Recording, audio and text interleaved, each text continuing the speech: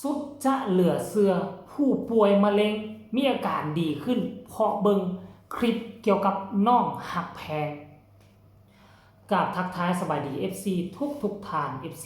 ทุกคนนำมาพบมาพ่อกับค่อยเจเบาลาวคลิปนี้เป็นเรื่องราวข้อมูลข่าวสารเกี่ยวกับน้องหักแพงและบรรดา FC แฟนคลับที่ฮักที่หอมที่คอยเบิ่งการเคลื่อนไหวของน้องฮักแพงเพื่อเอามาเป็นแห้งพักดันให้การใช้ชีวิตของตนเองเพื่อเอามาเป็นแห้งพักดันให้ตนเองมีกำลังจิตกำลังใจสู้การสู้งานสู้พยาธิโลคาที่เกิดขึ้นและในมือนี้มันมีอีกแล้วท่านผู้ชมที่ผ่านมาเฮาก็เห็นตลอดคนป่วยอยู่โรงพยาบาลเต้นเพลงผู้นั้นเบิ่งเพลงผู้นี้เบิ่งคลิปเกี่ยวกับผู้นั้นเบิ่งคลิปเกี่ยวกับผู้นี้และมีอาการดีขึ้นและค่อยก็บ่คิดบ่ฝันว่ามื้อนี้เรื่องราวเหล่านี้มันจะเกิดขึ้นกับตัวน้องหักแพงท่านผู้ชมการเคลื่อนไหวน่าจะเป็นมื้อวานนี้หรือมื้อใดเนาะผู้ป่วยเป็นโรคมะเร็งระยะเท่าใดเพิ่นบ่ได้บอกท่านผู้ชมเป็นโรคมะเร็งซึ่งเป็นโรคที่ร้ายแรงที่สุดอยู่ในโลกนี้อาจจะบ่มีพยาธิใด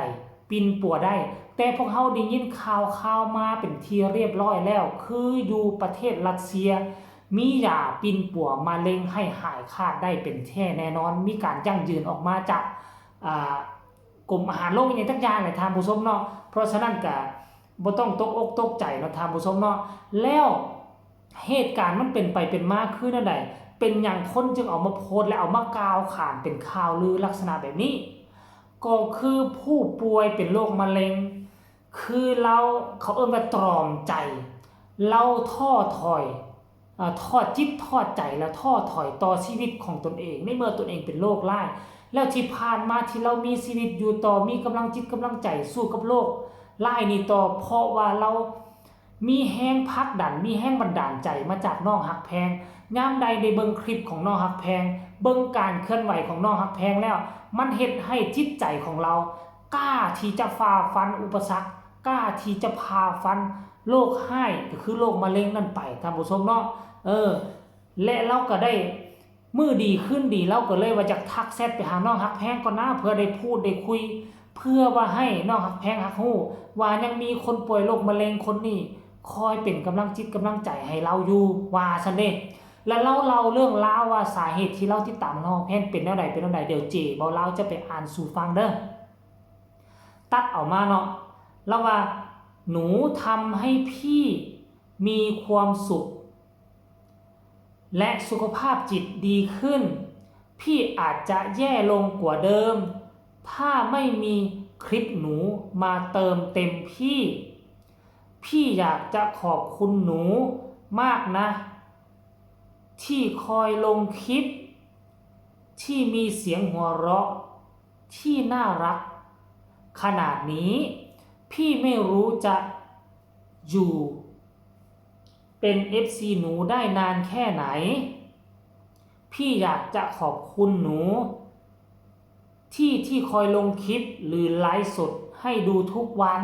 โอ้อีตนเด้ท่านผู้ชมพี่ไม่มีเงินไม่มีมาลัยให้เหมือนคนอื่น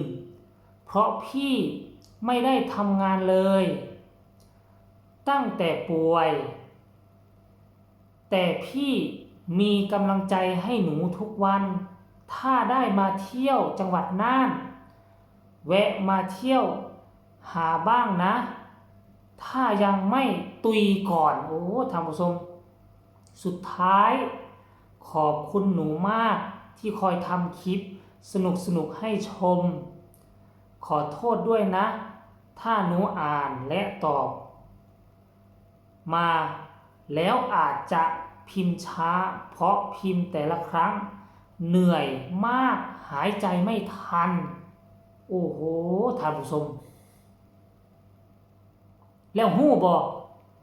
หักแพงตอบคอมเมนต์ตอบข้อความตัวนี้ท่านผู้ชมหลังจากที่อีล่าหักแพงเห็นข้อความนี้แล้ว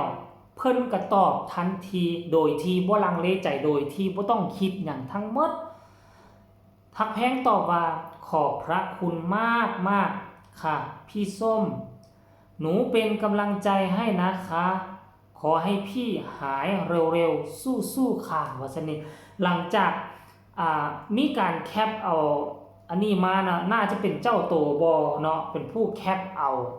การทักแชทไปหาน้องฮักแพงนี่แล้วก็เอามาโพสต์อยู่ในกลุ่มบ้านฮักของน้องฮักแพงแล้วเพิ่นก็ออกมาเขียนอีกตึงว่า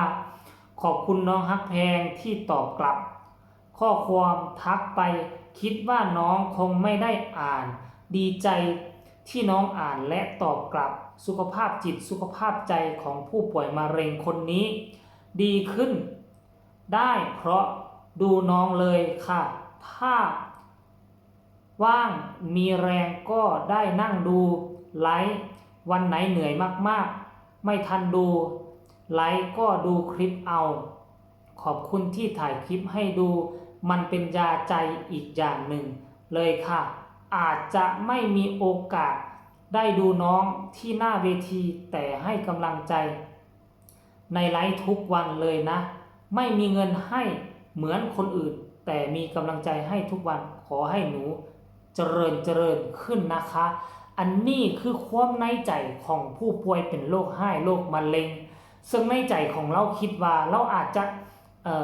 ย่านหรือเราอาจจะกลัวน้องฮักแพง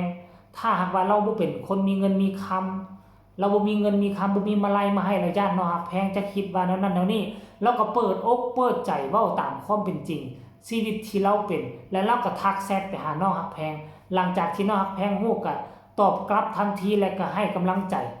คนนี้ไปแม้แต่กระทั่งผู้ป่วยติดเตียงได้กำลังใจจากน้องฮักแพงไปผู้ป่วย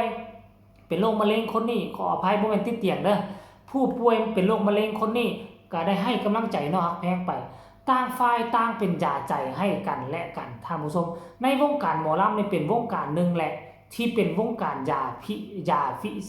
วิเศษท่านผู้ชมเนาะผู้ป่วยหลายคนหลายท่านตั้งแต่ค่อยติดตามวงการหมอลำมา2ปีมีคนเป็นโรคไห้ลักษณะแบบนี้